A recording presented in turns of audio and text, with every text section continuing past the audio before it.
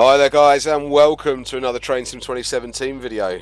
Today has been, well, let's just start that again. Today has been busy.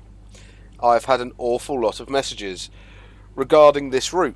I have literally had 12 or 13 people message me to tell me that this is back out.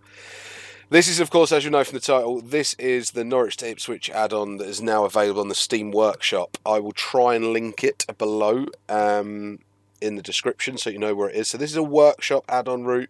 There are requirements list. It is all available on the workshop. Alright, so you know that, because I know thousands of people will ask where it is. So we're starting off at Norwich today. We're just going to do a non-stop run all the way through to Liverpool Street. So it's 115 miles. And you said, we're going to be a good length. Going to be a good length. So we better get going, really. We'll have a quick look at the route. Well, we'll look at the route on the way round, obviously. Norwich is quite nice. In fact, Norwich is lovely. It looks like the Wherry Line's Norwich station, which is nice. This was released, there was an earlier version of this, but it had quite a few errors. So therefore it was taken down, and this has just been put back on today. I think it's by, is it a company called Traction Depot, or a developer called Traction Depot? Of course, we're taking the Ultron Powerhouse Class 90 down. Not be worth taking anything else, wouldn't it? What do I need? I need marker lights on, headlights on day, instrument lights on dim, parking brakes off.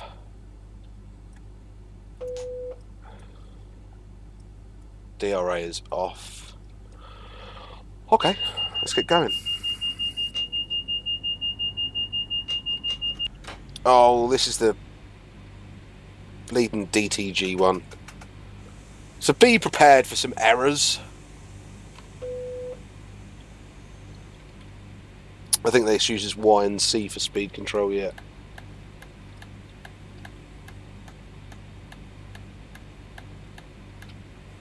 In fact, I might turn... No, let's leave it as it is. Let's leave it as it is.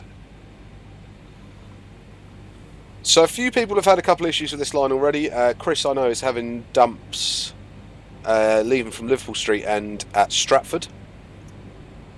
So I'm hoping we can make it through. Frame rate wise, Chris was raving about it, saying how good it was. So I'm knocking at my 30 FPS limit. So remember, my frame rate is limited to 30 FPS. It will go higher on certain routes, but not always. But I limit it at 30 just because your videos that you watch on YouTube are at 30 FPS anyway. Yes, it might make a slight difference to your viewing pleasure. It might make it slightly more seamless, but for performance-wise, I'm quite happy leaving it at 30 FPS. There's Crown Point on our left.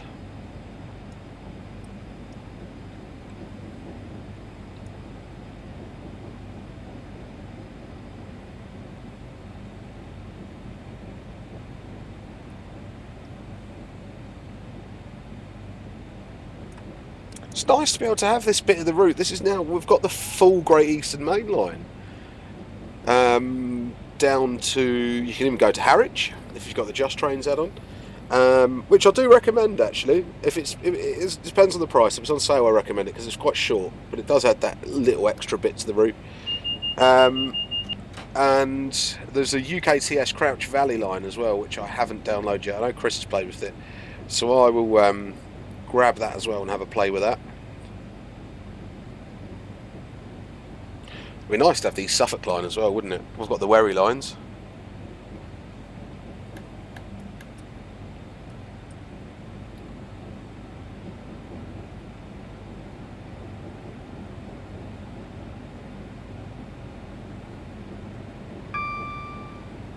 All looks relatively good so far.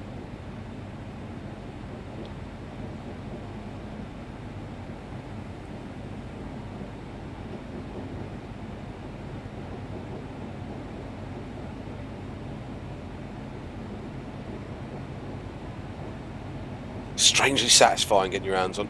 I really cannot believe the amount of new content that is heading over to Train Sim 2017 at the minute. Just thinking, the last couple of weeks we've had the MLV, the 460. For me personally, the West Coast Main Line South route, even though it's been out for a long time, me just being able to get my hands on that and run it has been really nice. We've got the Atlantic High Speed. Is that Ashford to Lille? To Channel Tunnel with 373. I'm sure that looks like it's progressing quite nicely, so we should have that soon enough. Armstrong Powerhouse have just bought the 151 off the 150-1 from, who was it? Thomson and Uvi. So that was a bit of a palaver really. So it came up saying DTG put out a thing saying, look, it's going to be removed from sale, get it while you can. So I even recommended people go and buy it. And then they said it'd be down by 6 PM, and I think at 17:59 Armstrong Powerhouse posted that they'd got it and they were going to be reworking it and everything. So it was I know quite a few people actually refunded it so they could buy the new one. What Armstrong Powerhouse has said on their Facebook page though is they're going to work out some sort of discount or something for people who already own the 150-1 anyway. So that will be released as a standalone multiple unit from them, so I expect good things from that. The 150-1 in itself was already a really good bit of kit, but I am looking forward to seeing what they can do with it.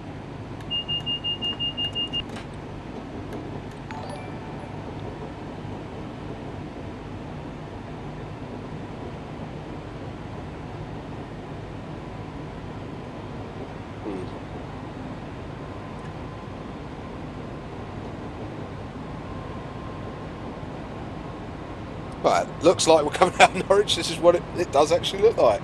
It's quite nice.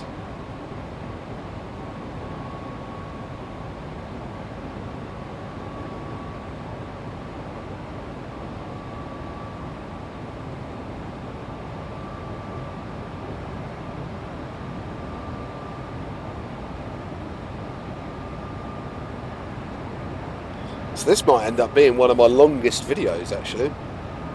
I'm pleased it's in the 90.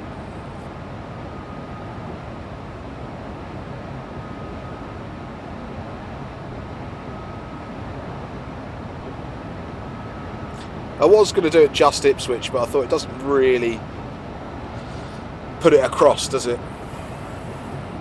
Be nice to do a full run.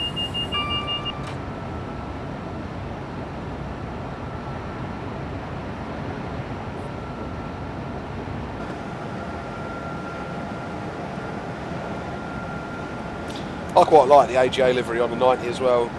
I was actually I was out in Woodbridge on Friday, but I spent a bit of time at Ipswich Station again. I had this really dirty thing from Greg's, right? I got a slice of pizza, which is sort of my standard issue, and I usually go for a slice of pizza and a chicken tikka baguette. And then I saw this Philly cheesesteak sausage roll, and I thought, ooh,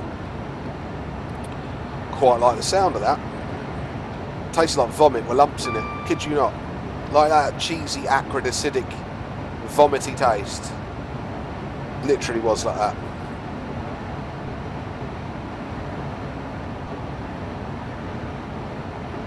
But yeah, that little trip was lovely. That was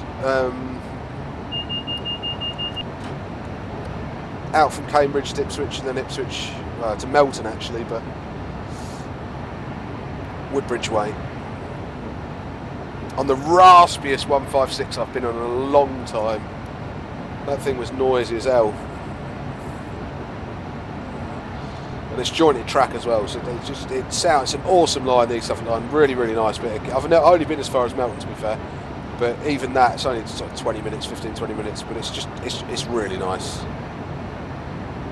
Really, really nice.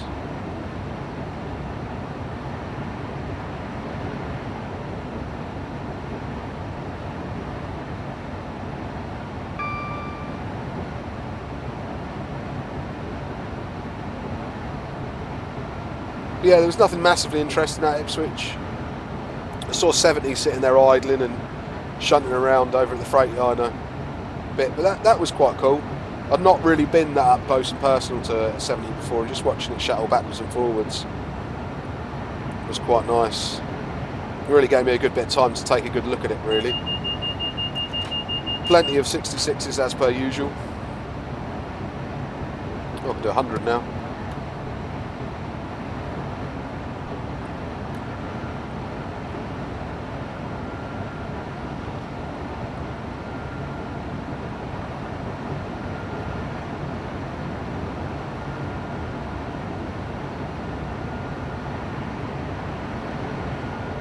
I don't think I'll have tail lights on, I just thought of that. Because I didn't go and turn them on.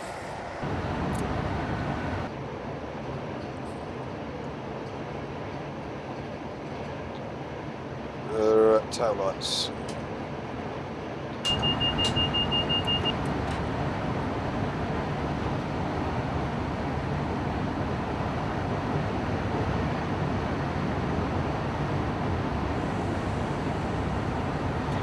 Yeah, I also got one of the repainted 170s on the way back.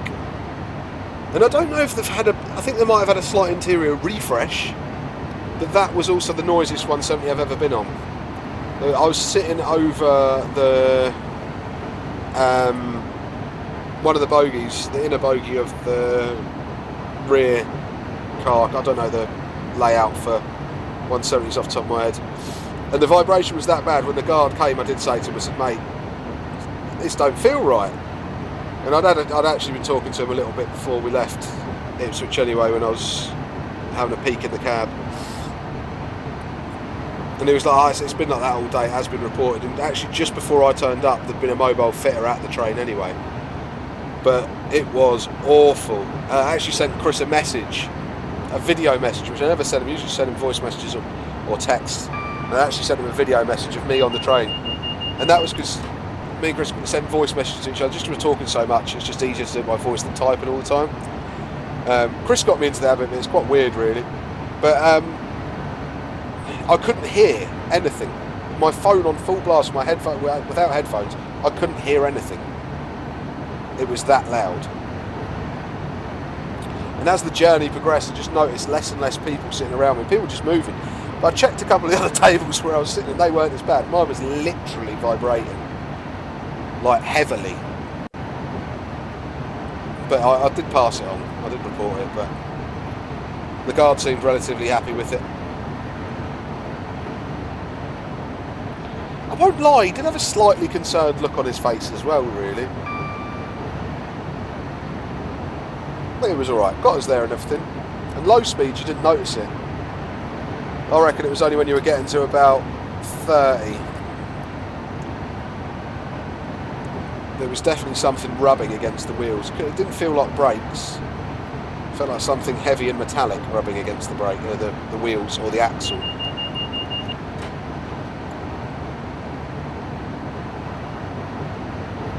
It felt more related to the actual axle and wheels than just like a rub on the bogie or a vibration off a loose part or something. It felt really much like it was related to the wheels,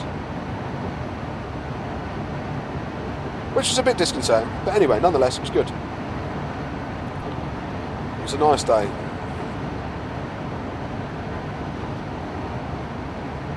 Apart from a grumpy gate line assistant at Cambridge on the way in. Because my train, it was an off-peak ticket, my train was 8:44, which is the first one you can catch on an off-peak ticket. And I said to him, I just want to go through and get a coffee, mate, da da da da. And he was like, no, 8:44. I said, well, what's the earliest I can get onto the platform then? Well, your train's at 8:44, you only need to be there at 8:42. I was alright. So just, all I want to do is get a coffee in that, mate. So wait till he went and then got another one to let me through. I can understand, I'm sure there's people that chance it all the time.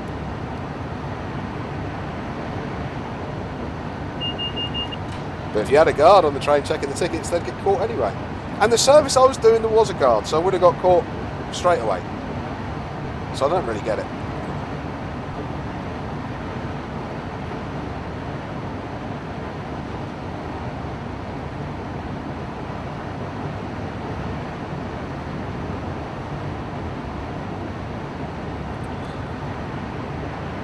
So yeah, as much as I was looking forward to, well, I wasn't looking forward to this bit coming back. I wished it came back, and it has, and it's nice.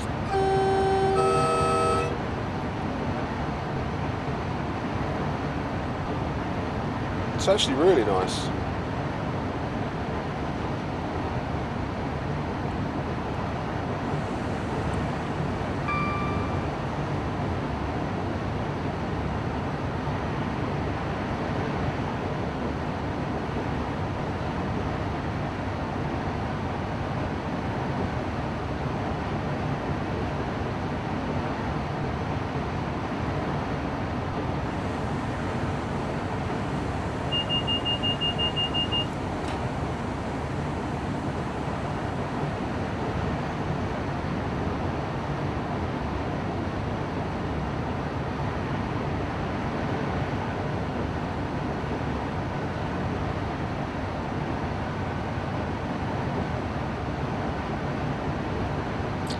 Oh, I was about to pull up the driver's menu for the night, but it looks like Loco Docs is out. Oh, I know what I could use to look at that. Where is it on here?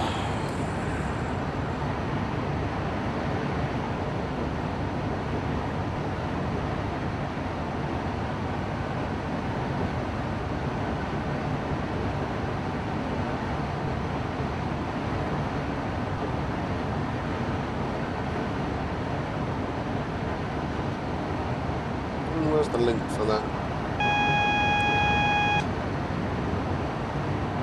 Is that a speed restriction?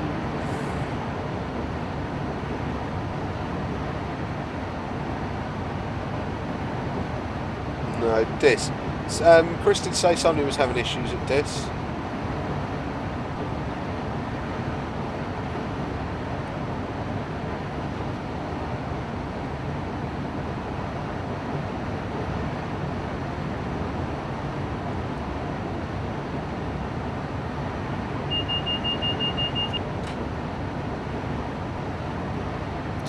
Spurious yellows.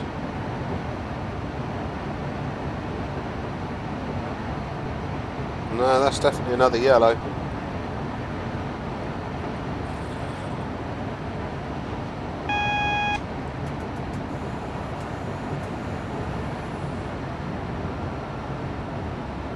I can pass it, don't worry about that.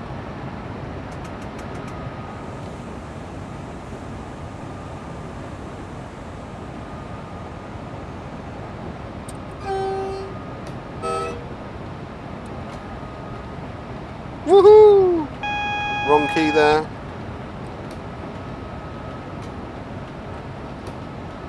Whoa, whoa, whoa, whoa, whoa!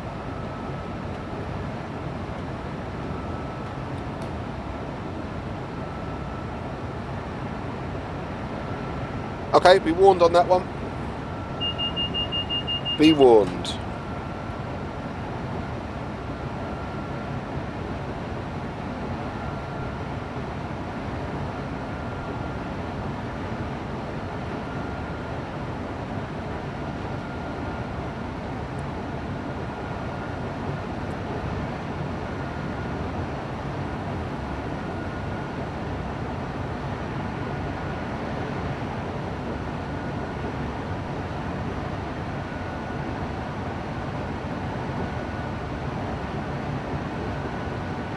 Sorry, I'm just having to go through the web archive to try and get the Loco Docs website to work.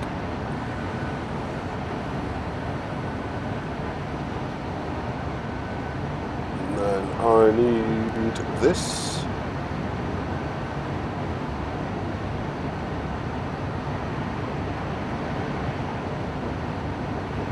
I should have really thought about this before I started the video, but I do apologise.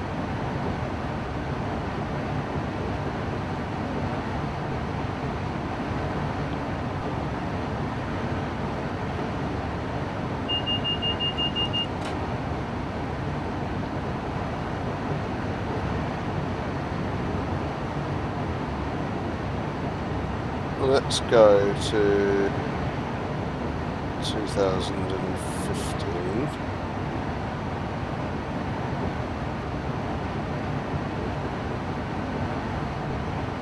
What's the 20th?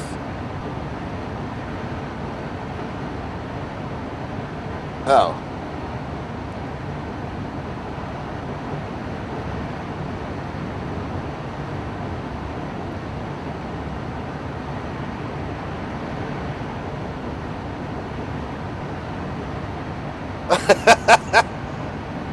The site has been disabled. Let's not pick that one then. Let's go back to 2014. Nah, 15.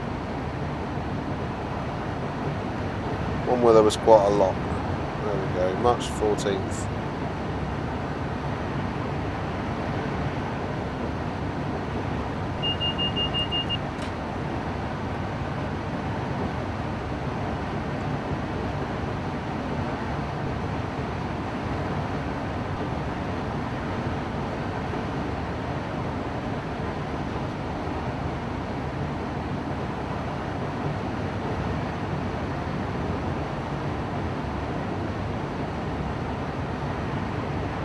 I've not had much luck doing this. I should have really thought about it earlier on, and then I'd had enough time to sort it all out for you. I think I only discovered it last year, so it should.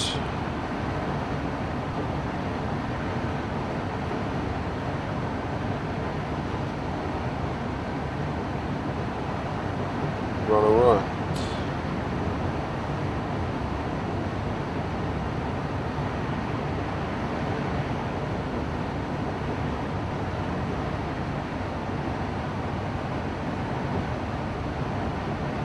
The update archive.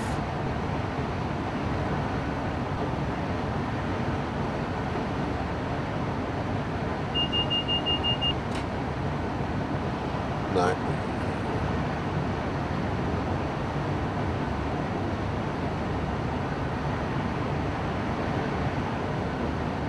Oh well, I tried.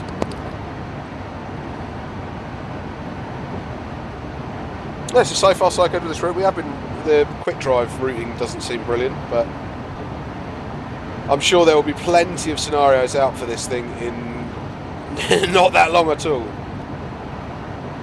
And considering this is workshop stuff as well, there'll be plenty of people out there doing it.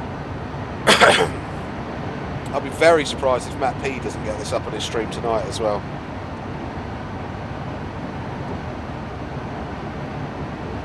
Does he stream on Saturday? What day is it today? Saturday. I don't know if he streams on Saturdays, to be fair. I think he does every week, actually.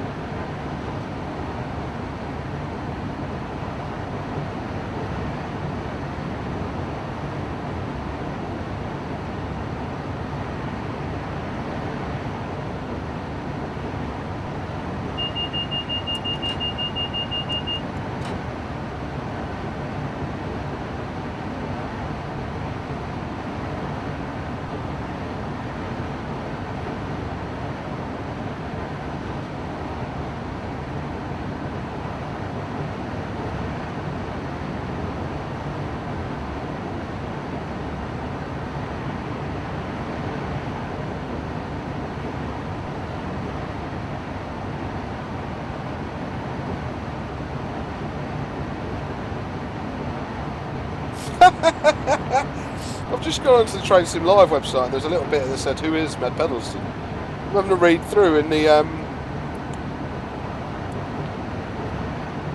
he did the Virgin and the Network Southeast reskins for the Acela HHP8. I don't think that is an Acela, it's just an HHP8. For Train Sim, Microsoft Train Sim. I used to drive that. I drove that to death. Cheers, Mr. P.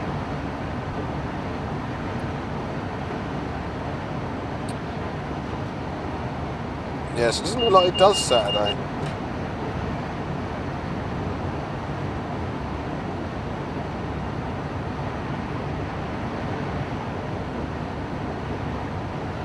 God, does he really go to 2 AM every night? Lethal. That's a 30, then 100 coming up, so I'm guessing this is me going to be run back over to the correct line.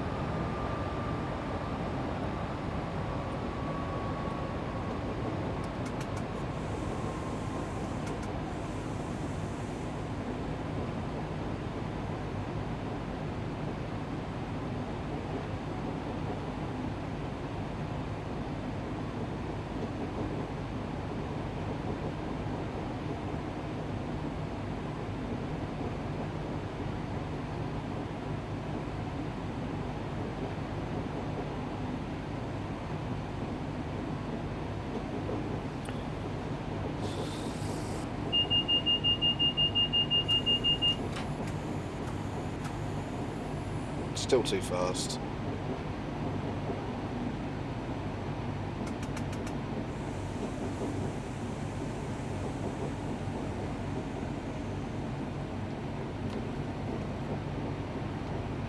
Not too fast. Not too fast today. Right, so the Great Eastern Main Line. It's 114.5 miles long, according to this.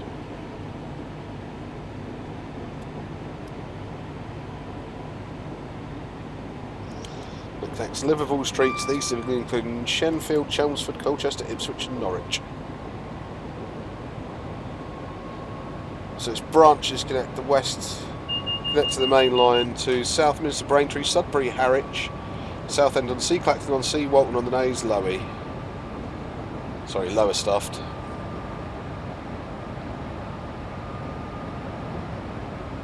Maximum speed in the route is 100 miles an hour.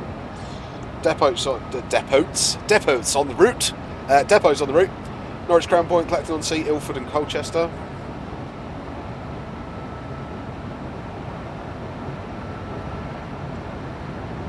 And it was 5-foot gauge till 1844.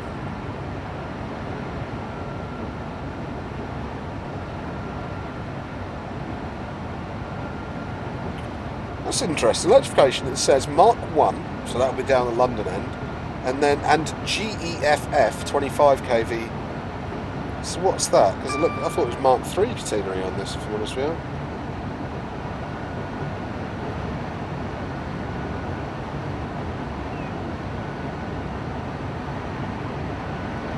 Hang on, if that's Stowmarket, which I'll say looks alright, yeah. A minute. Am I going to get far enough back to see it? No. Where's the... Oh. I was just trying to... I probably missed it. I need to rewatch it in the video. I was just trying to see where the Ipswich line, the Cambridge to Ipswich line comes in. So there is some really cool, real funnily painted towers here, and then is it Marston's? It's the malt place. I do quite a lot of homebrew, and I've realised that quite a lot of my homebrew comes from this place here, and that's done quite well. There's actually an old, I think it's this side, about here. It's like an old blatant old goods shed platform, and that's still there.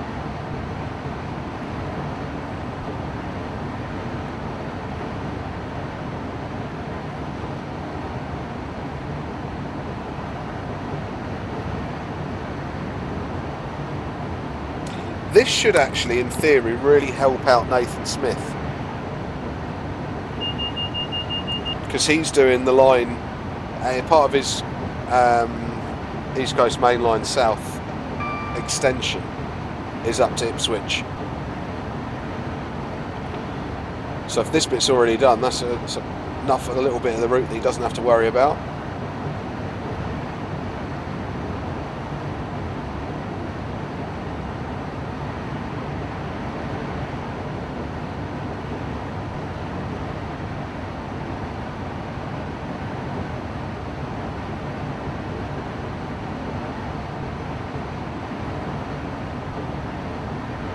So yeah, it was originally built as far as Colchester in 5-foot gauge, and then it was all converted to standard gauge in 1844.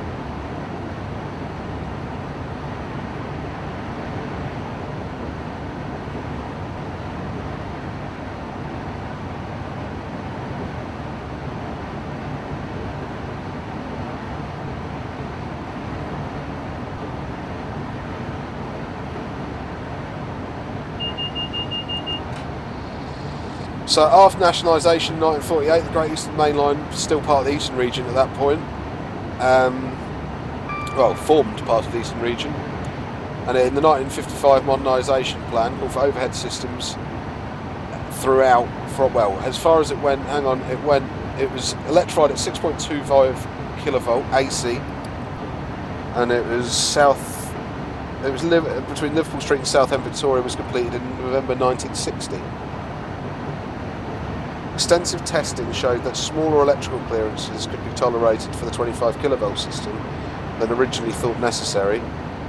As a result, it was now possible to increase the voltage without having to either raise bridges or lower the tracks along the route to obtain large clearances. The route between Liverpool Street and Southend, Victoria was converted to 25 kV AC between 1976 and 1980.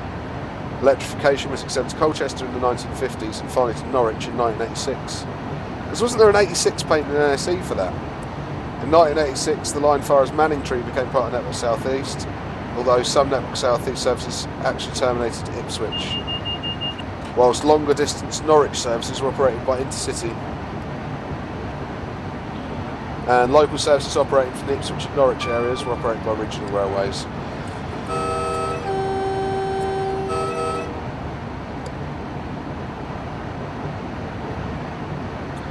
So privatisation became First Great Eastern, then Anglian, and First Great Eastern and Anglian Railways, and then C2C, National Express East Anglia, Paleo Greater Anglia, and the Shenfield stuff was transferred to Transport for London, the precursor to Crossrail.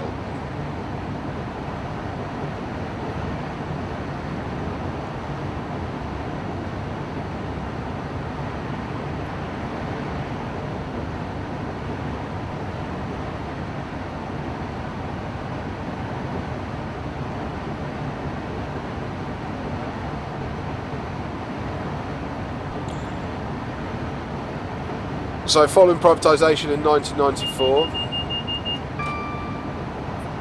between 1997 and 2004, services into Essex and some Suffolk were operated by First Great Eastern, which we've already spoken about. Liverpool Street, the Liverpool Street signal box, which is an IECC, which is an, what does that stand for?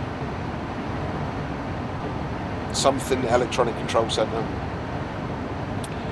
Replaced all the signal boxes between Bethnal Green, Bow, Stratford, Ilford, Romford, Guardian Park, whatever you say that, Shenfield and Chelmsford. Uses BR Mark III solid state interlockings, predominantly 4-aspect signals in combination of Smith's clamp lock and GSE Alstom HW2000 point motor machines. There we go.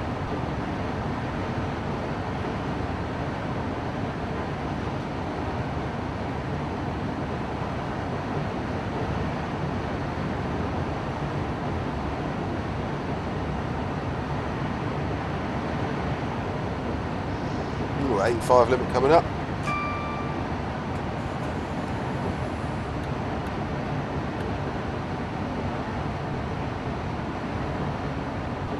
Oh, and then down to a 40.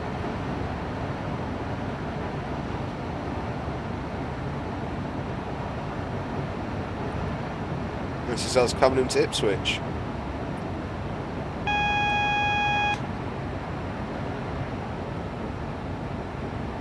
So this track here is actually at a much higher level than it is in this, in real life.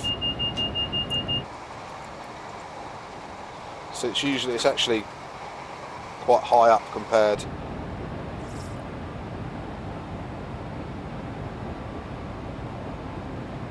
Oh, a little bit jumpy at Ipswich.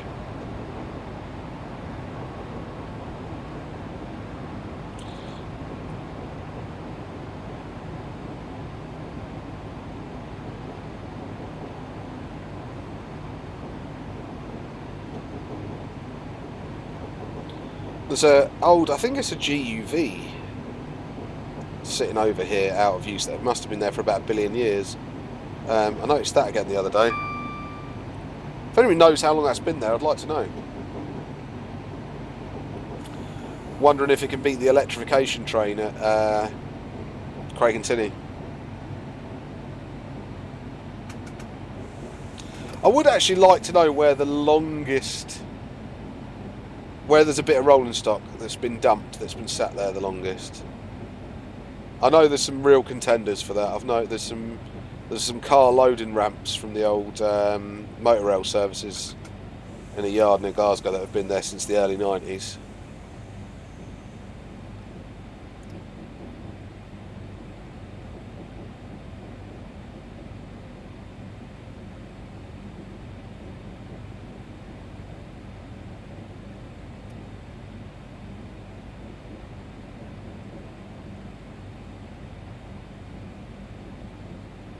That little waiting room back there is where I sat and ate my minging Greg's pasty sausage roll thing. In here it was bliss. There was no other bugger in it. I got a bit of peace and quiet.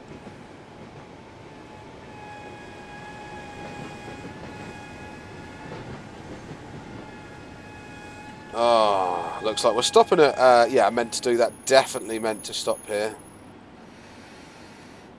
It was nothing to do with the fact that DSD's just gone off.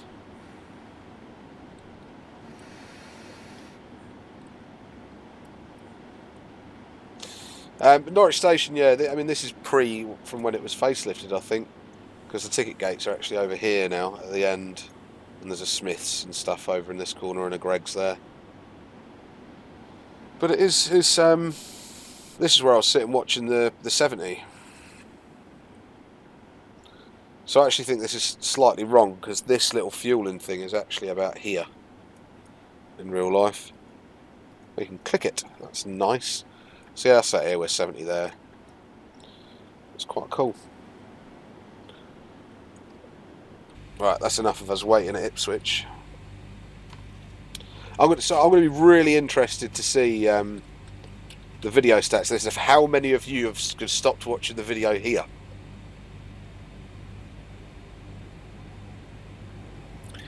I must also say that performance-wise, I'm getting better performance than I would normally on the Great Eastern Main Lines, but I do have the track and vegetation upgrade in, so that could be something to do with it.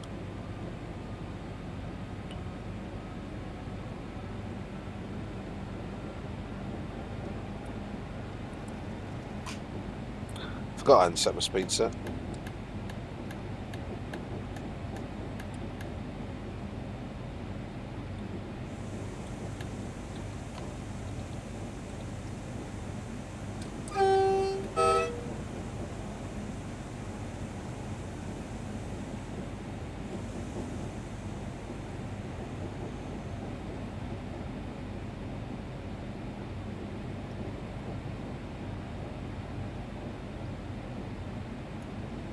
Can't wait to get some good scenarios on this.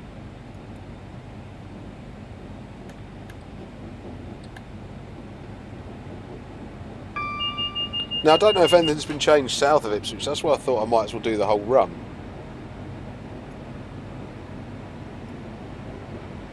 Nothing that jumps out at me anyway. I did drive this very briefly on my stream the other night on Twitch. But yeah, it was brief.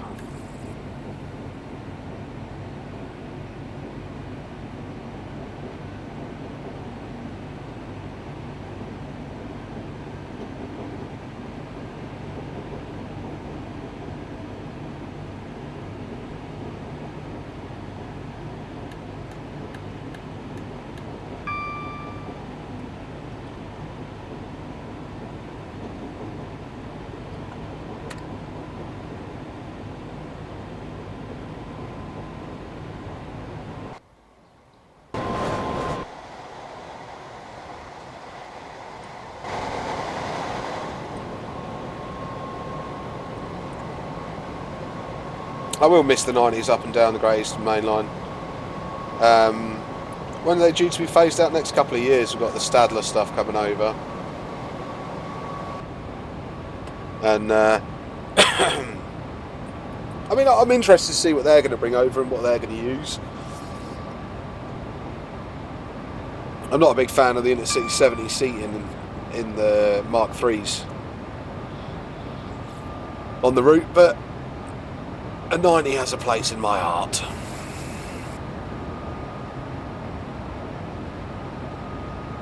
And it'll be a sad day when they're gone. I think I have the vegetation upgrade and track upgrade on here. Seems to have been copied over to this. Nice. It's not really, those trees are doing my head in, they're far too lime green. Far too lime green.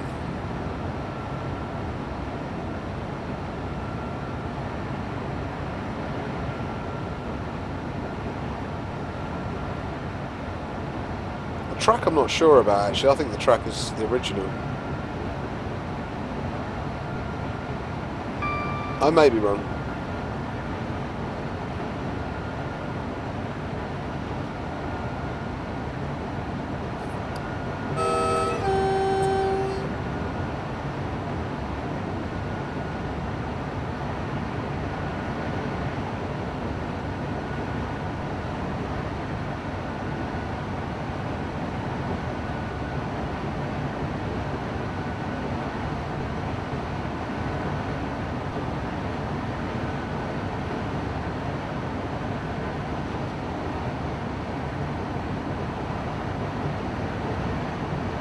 So far so good, everything seems to be running quite nicely. So the Class 90s, as we were talking about the Class 90s, should we do a little bit of Class 90 info? So they were built by crews, they were built by crews, they were built at Brell in crew between 1987 and 1990. Weighing 84.5 tonnes with a top speed of 110 mile an hour, 25k overhead, 5,000 horsepower. Mad, isn't it? 5,000 horsepower.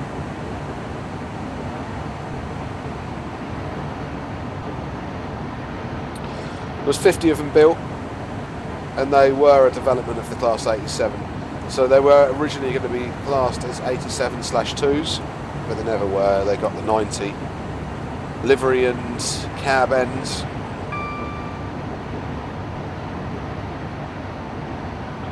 They're built to replace the majority of the ageing AC fleet over the West Coast Main Line, so 81s, 2s, 3s, 4s, 5s, that basically kept catching fire,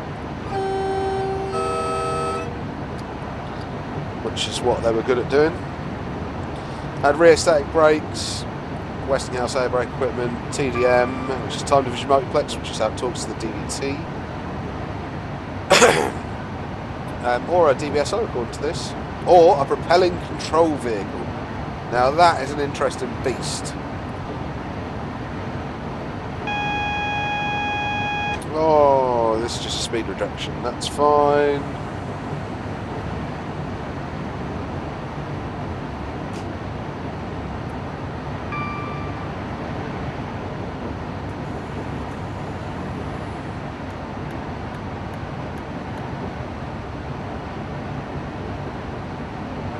Oh, dump, dump, dump, dump. Alright, and guys, we're going to have to leave this video here because that has dumped. So, I'm not the only person getting dump issues with this. No, whoa, whoa, whoa, whoa, whoa, whoa, whoa, whoa! It was just a really big stutter. That's fine, I can live with that. I can live with that.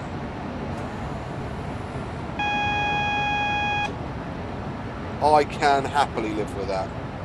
Right, this is at Manningtree.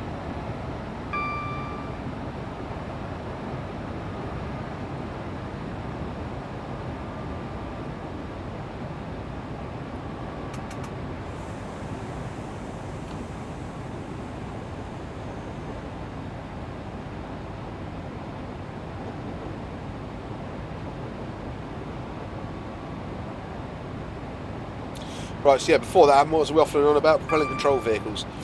So propelling control vehicles are still a bit of an enigma to me. They're a bit strange. So they are like DVTs, but they were only designed for slow speed movements. So reversal of slow speed movements. They use the locomotive at the other end, just similar to this in the 91. There was 42 of them built between 1994 and 1996, so they were new bits of stock in theory. They were made from Class 307 driving cabs, well, driving trailers, and given roller shutter doors, windows were plated out, and they were used on mail trains. Started off with RES, so Rail Express Systems, the parcel sector, and they all got RES livery. But they were most common on, well, they were only used on postal trains, but you saw them along most of the travelling post offices, so the TPOs, London, Norwich, Plymouth, Bristol, Swansea, Newcastle and Glasgow, where you saw them quite a lot, and they were also used on travelling post office trains from London to Plymouth, Newcastle, Norwich, Carlisle and Glasgow.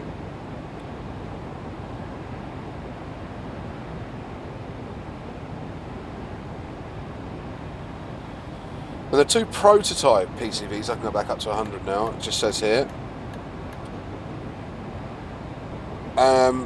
were used as standard mail coaches on a new high-speed mail train from Walsall to Inverness and painted in EWS maroon and gold. Wow.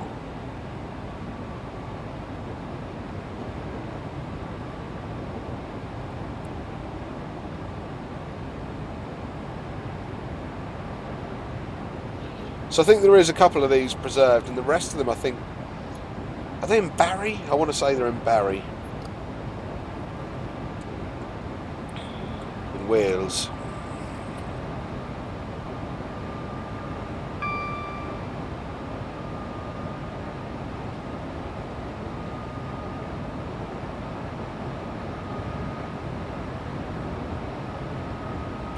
But anyway, I've gone off on a tangent there.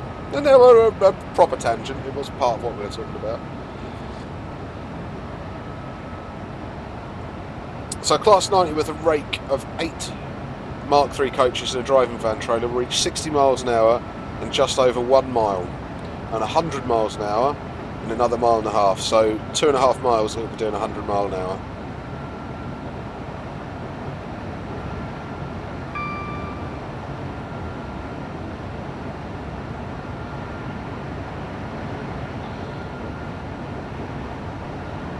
So the 90s were split when they first threw. For the first new 26 locomotives were dedicated for freight traffic. They got the 90/1, and they were renumbered 90-125 to 150 by the addition of 100 to the original number. What they did with that is they modified them by lowering the maximum speed to 75 miles per hour, isolating the electric train supply. They got rail freight distribution, two-tone green, and I think the gearing was actually changed, and I'm not completely sure. They also lost. Now I've heard these called several things. I know them as buffing plates, but they can be. I think some people call them Pullman plates.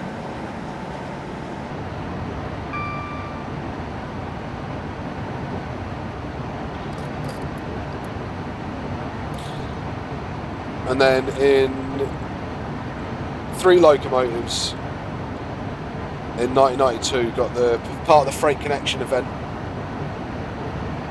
So it was 90-128, 90-129, 90-130. Got the SNCB Blue, Deutsche Bahn Red, and SNCF Cybeck livery, which come in the Armstrong Powerhouse Power Pack, Class 90 pack. They're lovely, and they look pretty cool.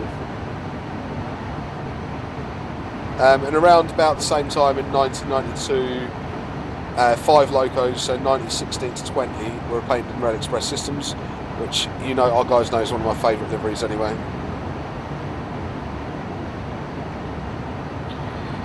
And then some of them had Intercity Mainline, and then some of them had Intercity Swallow. I'm trying to think if there was anything else in the British Rail days that they wore.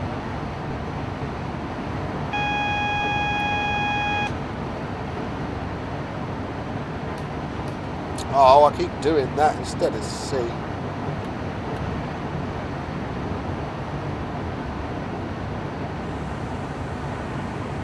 Says it, this is a lovely bit. Despite being built to be less susceptible to fire damage than Class 81s to 85s, 90-0050 caught fire at the end of September 2004, prompting its storage and subsequent stripping for spares. Yeah, so I think it's pretty much a wreck these days. It's not the only 90 to have caught fire. There's been a few. Privatisation wise, these things have worn EWS, they've worn First ScotRail, they've worn GNER, Freightliner Powerhall, Freightliner Green. What am I forgetting? DRS Blue.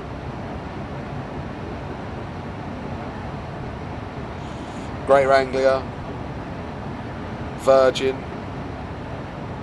One Livery. Oh God.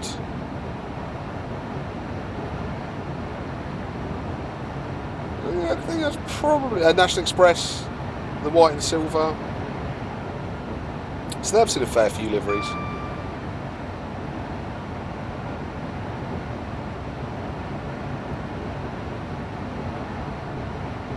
So it's I think the thing that's replacing these has been designated the Class 745. It's built by Stadler. And it's they're part of the Flirt family.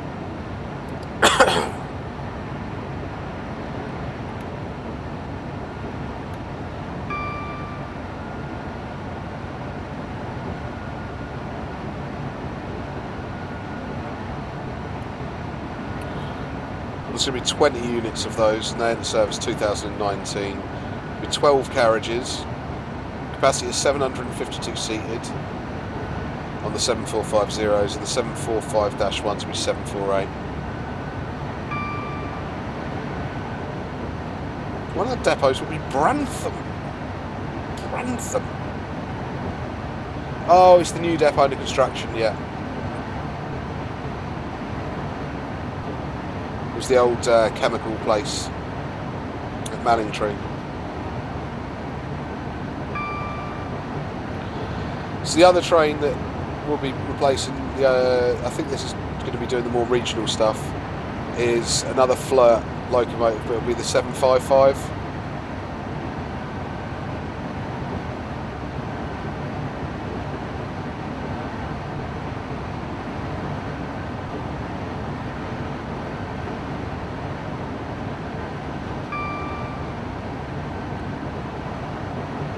And they'll also replace the Stansted Express 379s. I always get those wrong.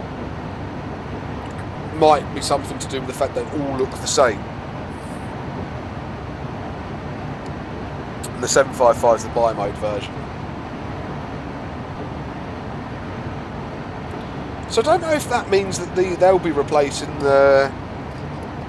Oh, one of you guys will know. So when these new Great Wrangler trains come out, are they going to be replacing the 170s?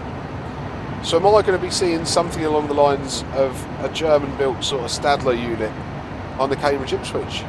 That'll be interesting.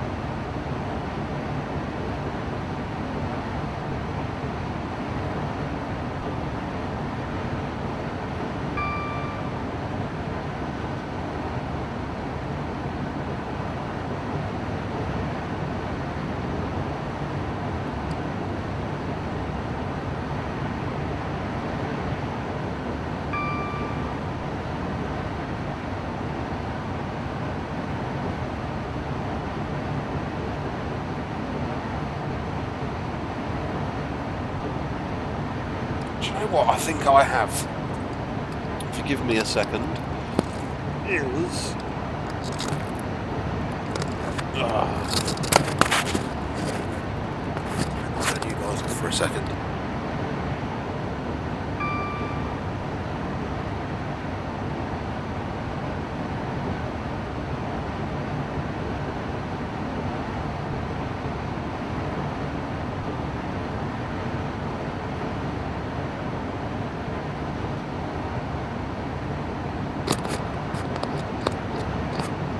No, I thought I had the copy of Rail that had all the different specs and stuff in it, but I don't have it behind me. Must be in the library. Which is actually my bathroom. It's a dual purpose room, you see.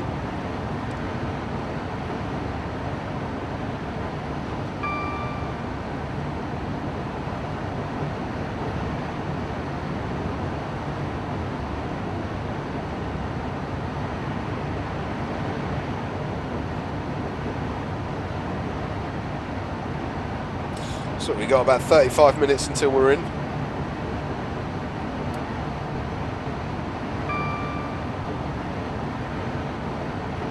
Where are we now? Kelvedon.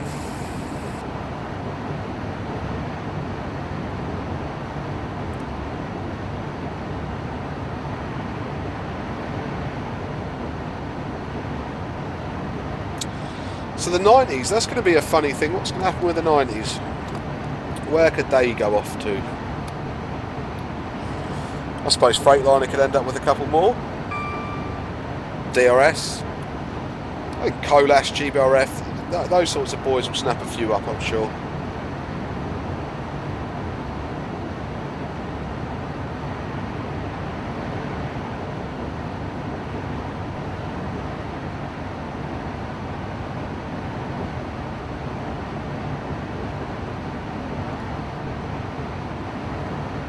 I was thinking about I might actually go and bite the bullet. And this is a dream, by the way. Don't expect me to even. I don't want everybody going, "Oh, you can't do that because of so and so and so and so." This is a pipe dream. This is like a what if, but in my head, fantasy is the word I'm looking for. Hire a few Class 90s. Take the Mark III sleepers that are coming off the Serco franchise. And I could start running East Coast sleepers again.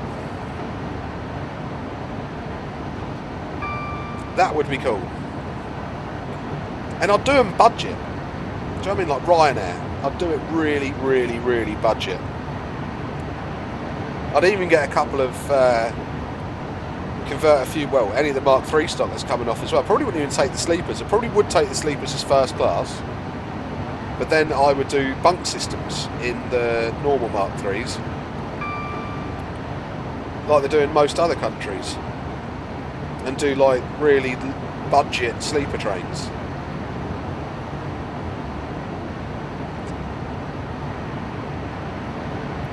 Like a nightly in return, King's Cross to Aberdeen.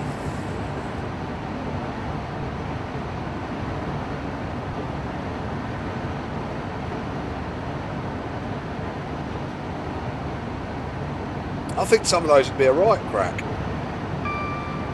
Especially if you're doing like ski trains up to Aviemore.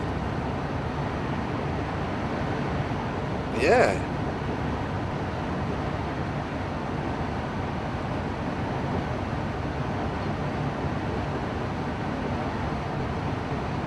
So I mean 10 or 15 quid like would get you a bunk in one of the Mark IIIs, and maybe 50 quid would get you 50, 70. Yeah, I don't know what. I haven't thought about pricing. I haven't got that far in my head, to be honest with you, for a first class berth.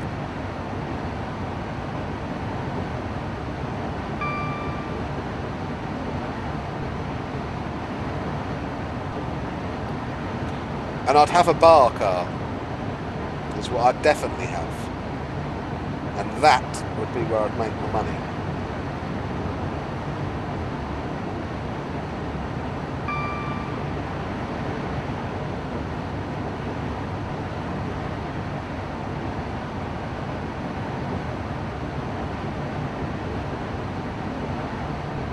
Just make it a bit more accessible and cheaper. I think that'd be fun. I mean, I know it's probably hugely expensive to operate, but I'd have a go at it.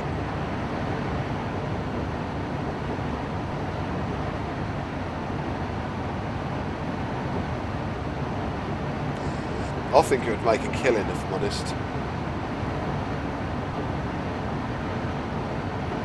I think it'd make an absolute killing.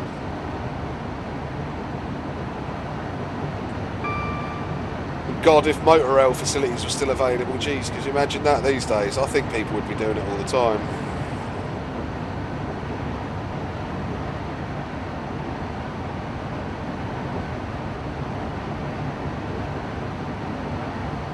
Well, I think to start with, I'll only run it at several months a year or something. I do like Christmas and like school holidays, unis going back, that sort of thing.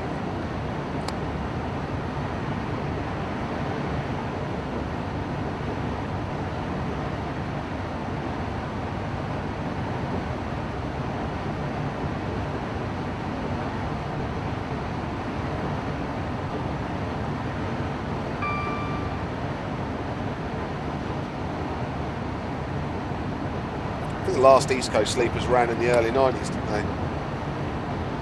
It might have been 1990 actually. vaguely remember seeing them in the early 90s.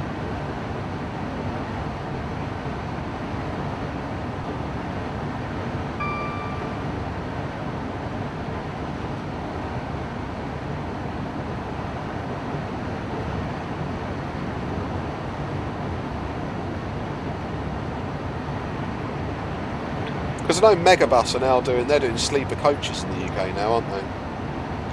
There's a couple of those. They actually have fully laid flat beds. That's what I'd call those bunks. I wouldn't call them bunks. See, I think you could probably go 3 high and a Mark 3 too high, all the way down.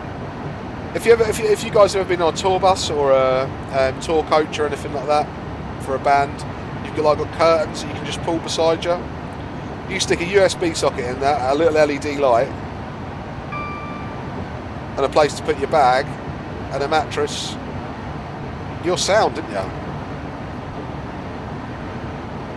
I'd have them like that, and I would call them lay flat beds.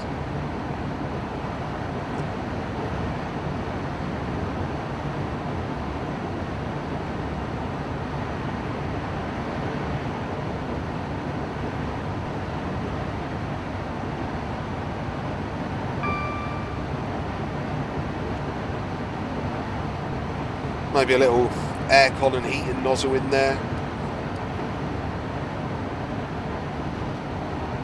I'd charge you for your Wi-Fi though. But I wouldn't charge you a lot.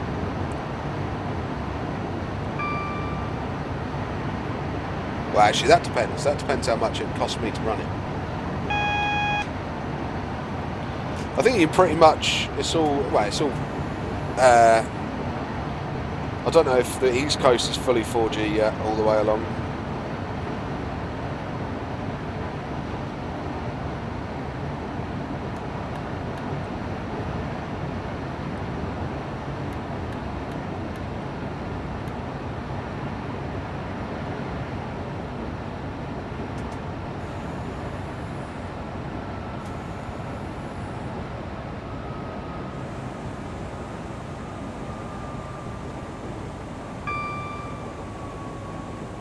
Yeah, I think low-cost train fare stuff is the way there. Megabus do Mega Rail.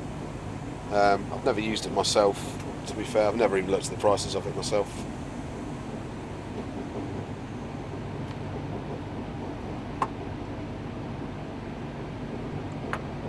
But I'm pretty sure somewhere along the way it is viable. I mean, it costs a fortune to get started. Absolute fortune.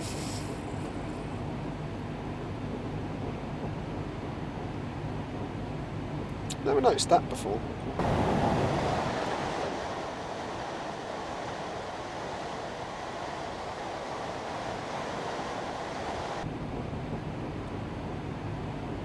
Never probably paid attention, to be honest. I'm sure it was probably there before. Yeah, it costs a fortune to get set up. But I think that's what all these... well, I hope that that's what all these new stock providers... Well, all this stock that's going to be off-lease can be used for.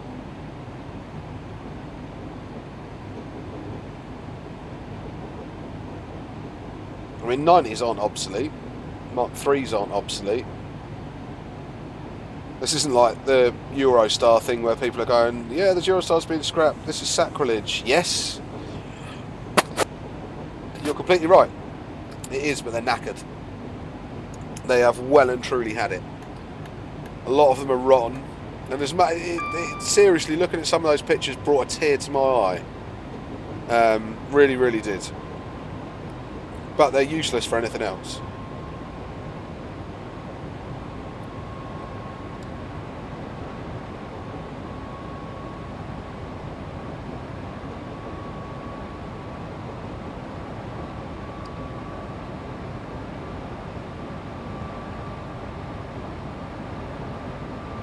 The 90s and Mark 3s aren't obsolete. They've been pretty well maintained. 90s are semi-reliable.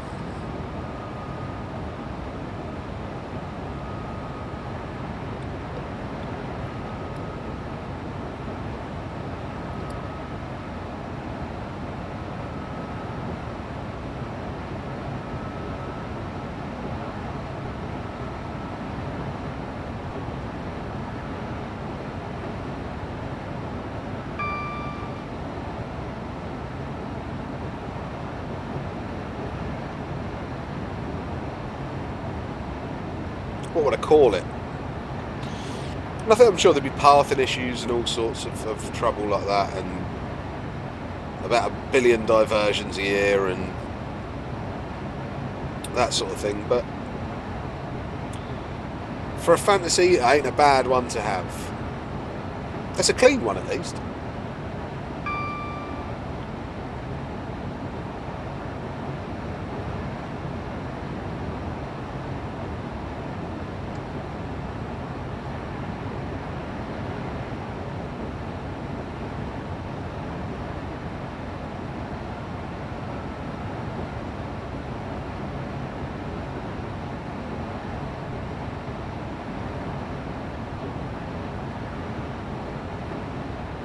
What do you guys think? Suggestion for names in the comments below, please.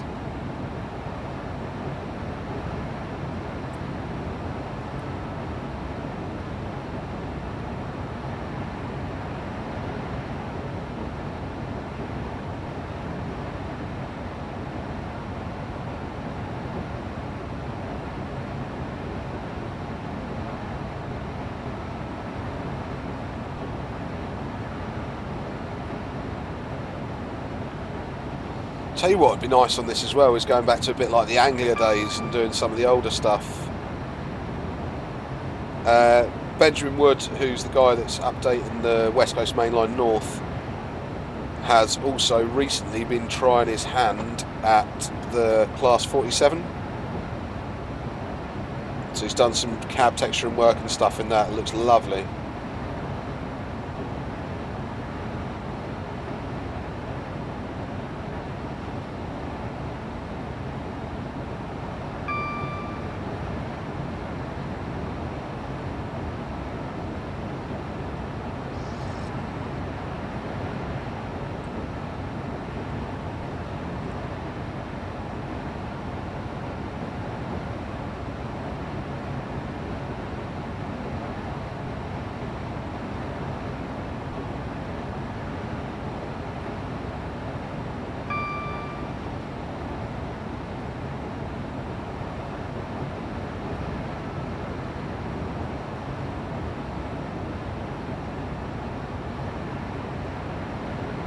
Sorry, I've been daydreaming about what I'd be doing. I was trying to think what drivers I'd use, who signs that. GBRF do quite a lot of the East Coast Main Line, don't they?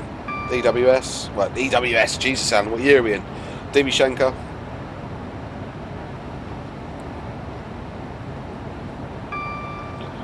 Or I could do a bit of a West Coast Main Line. West Coast, oh, I'm missing a platform there, is that?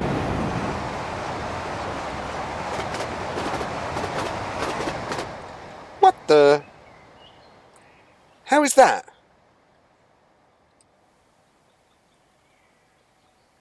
This is the default route part. Okay.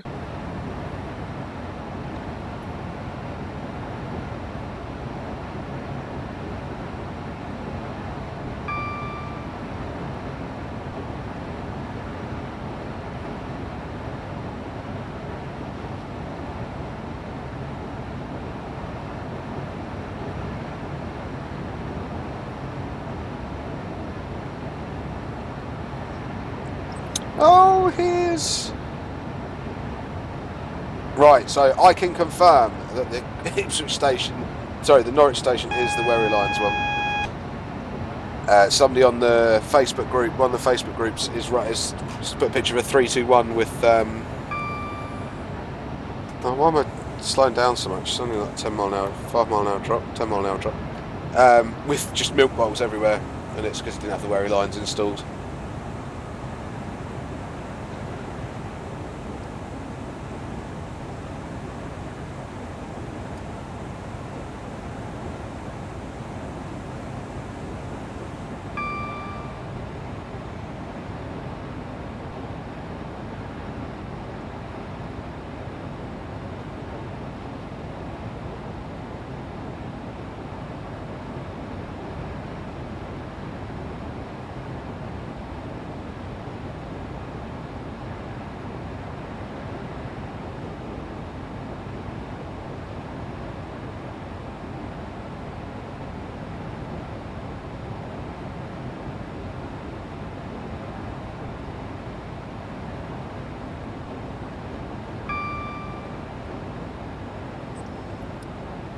laps as it does at Shenfield now. We can go back up to 90 in South End of Shenfield, can't we? Somewhere in saying Shenfield's the north end of the Transport for London operated route, I think.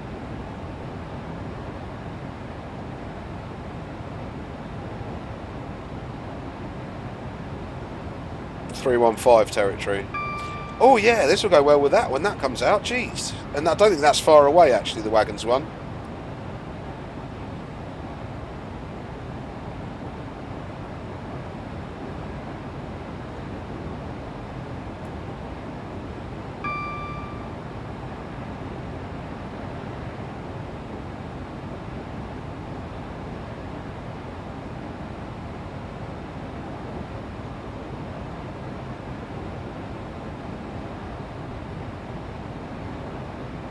Yeah, there's lots of people saying about scenarios.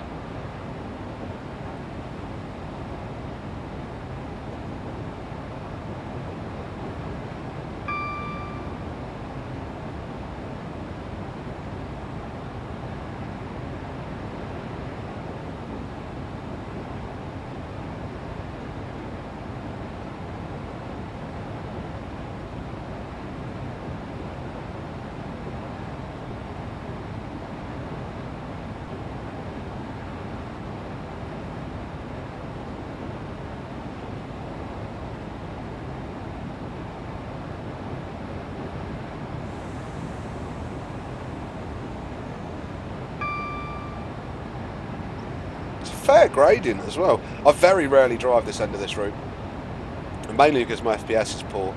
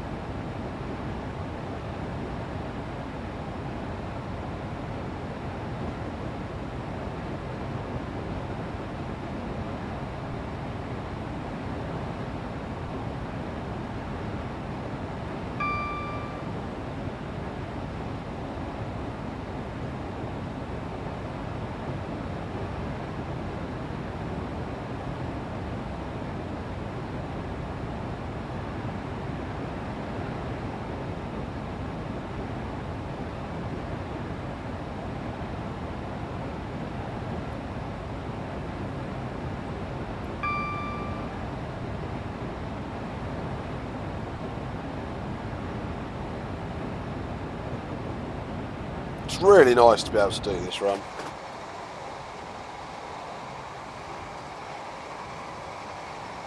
Really impressed with the whole thing.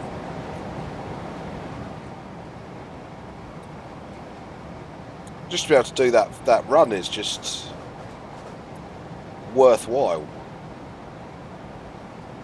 Oh, I could be going 90, no wonder I'm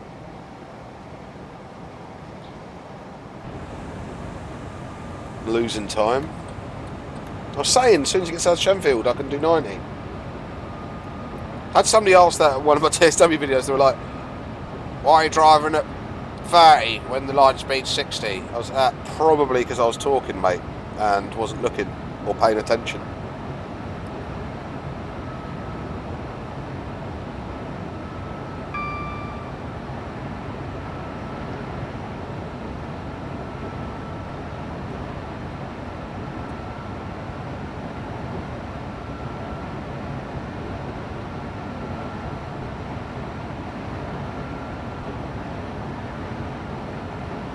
When I first started this channel, I was sort of priding myself on doing decent driving. now I've realised I can't multitask for toffee, so you're just sort of stuck with either me talking or me driving. I can do a bit of both, just not often or well.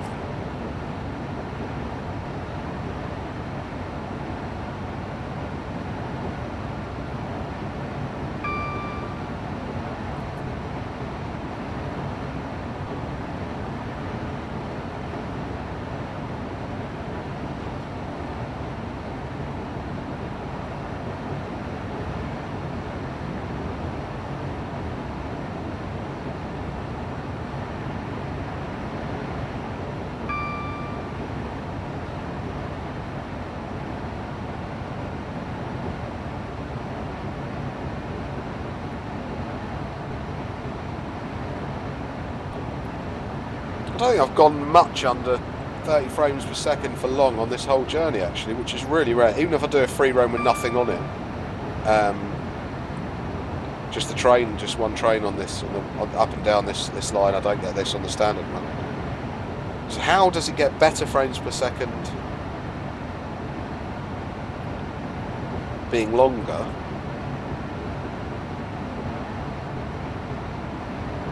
From the shorter one? A bit weird, isn't it?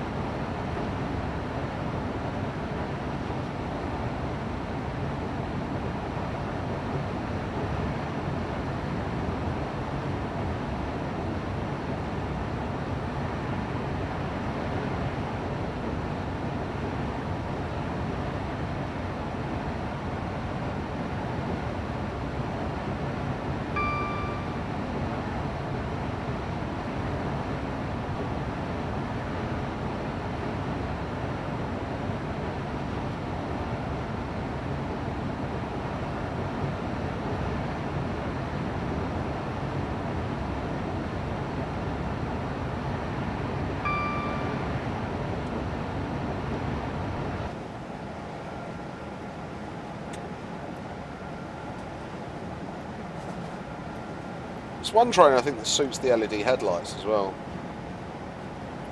I know a lot of people disagree with me, but I don't think the 91 suit the LED headlights. I like the older halogen style ones, slightly more yellow glow to them. Just a bit warmer, a bit more nostalgic for me.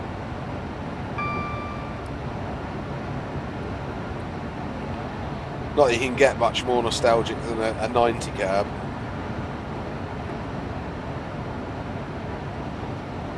So nicely done in it. I still think even this cab is nicer than the 460 cab. 460 cab's nice, don't get me wrong. Not complaining about it.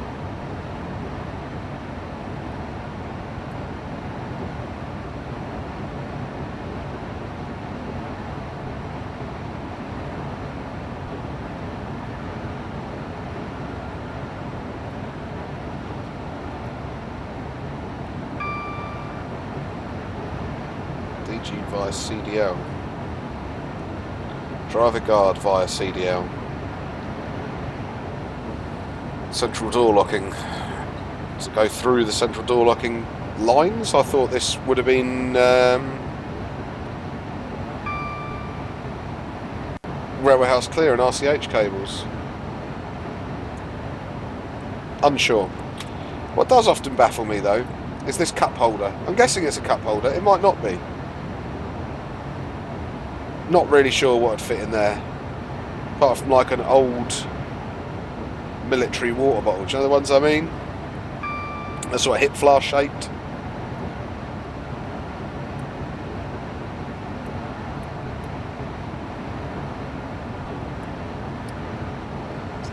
Ilford Depot.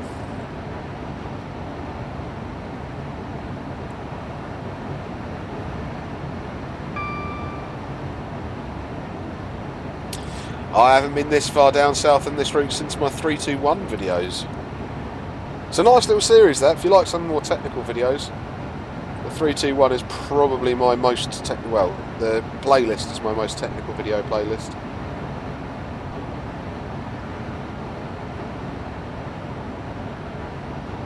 Some really nice scenarios in that as well. That was the DP simulations scenarios I used for that.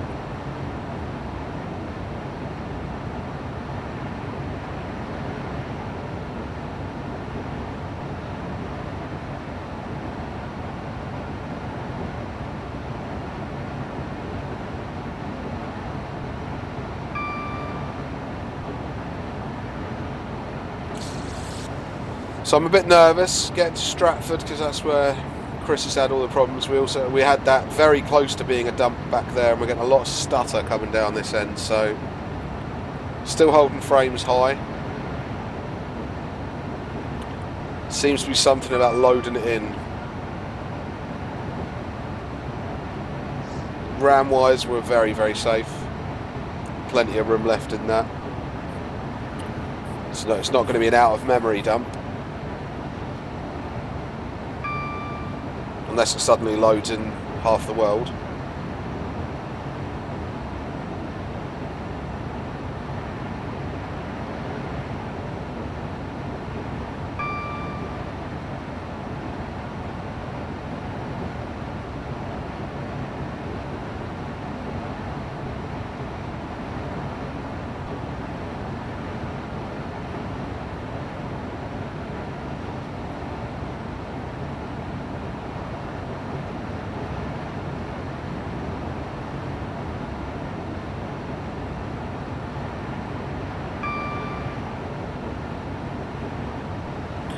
Maryland or Maryland, depending on how you want to say it. If you want to say it in the American way.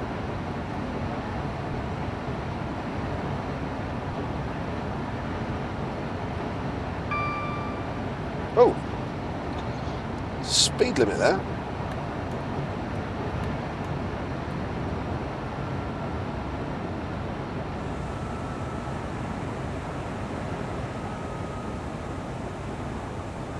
I'm back up to 80 now, brilliant. It's kind of you.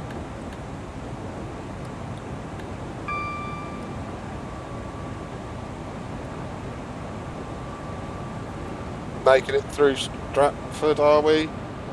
Made it through Stratford Station. We won't look at the Olympic Park.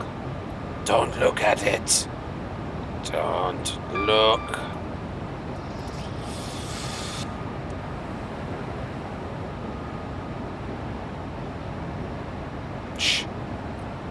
If I did that on a normal scenario in this, we'd have been out of the game. It's got DLR to our left now.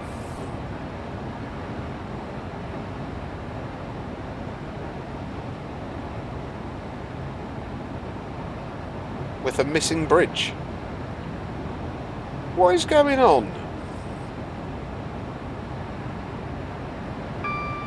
Has anybody else got these problems? Please let me know.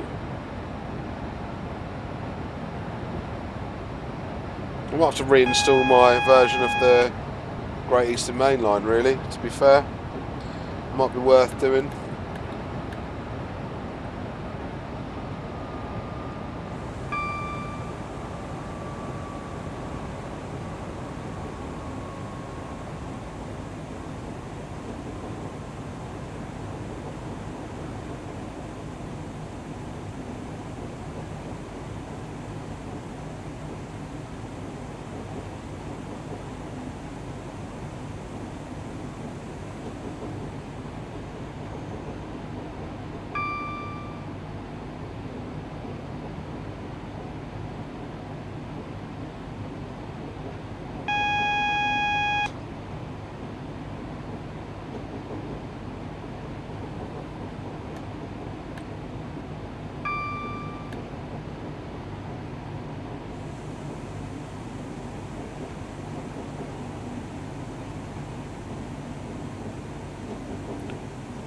That's still holding 30, not steady I wouldn't say, we're dipping.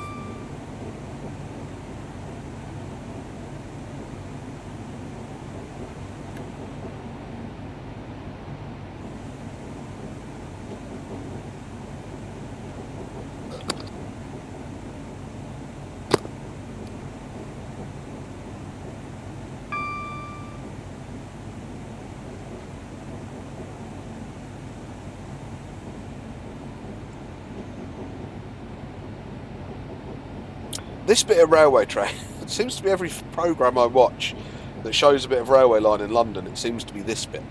Don't ask me why. Just always seems to be that way.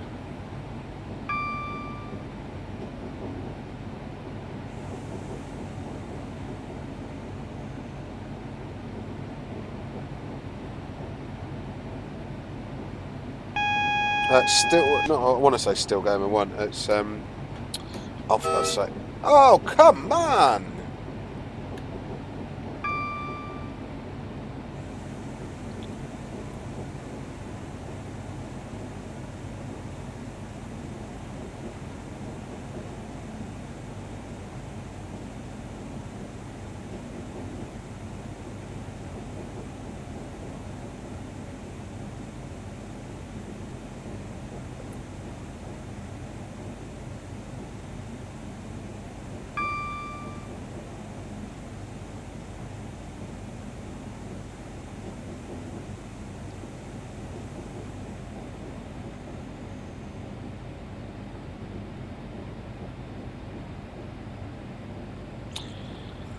New tricks is what I was thinking of. It's taken me that long for my brain to work it out. Um, every new tricks episode where they used a train, I always found it was there.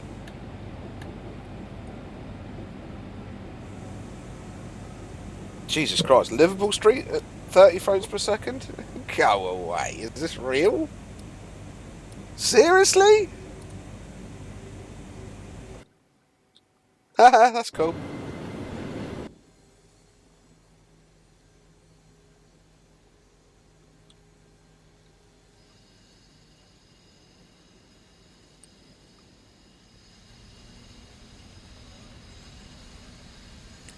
The still game quite, not still game, done it again. New tricks quite often used Liverpool Street Station as well. I suppose it must be quite easy to film in or something.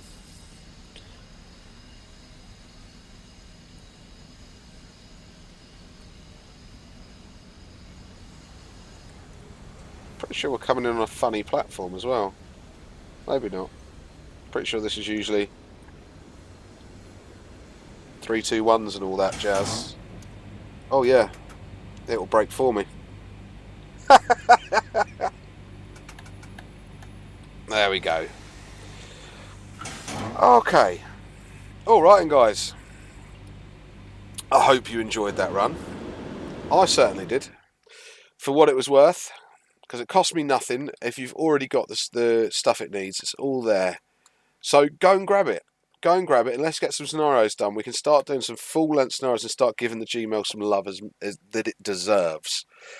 So please feel free to like, share and subscribe to videos. At the moment, likes are really important to me. The more likes my videos are getting, the more they are getting put in the suggested videos and coming up first in searches, that sort of thing.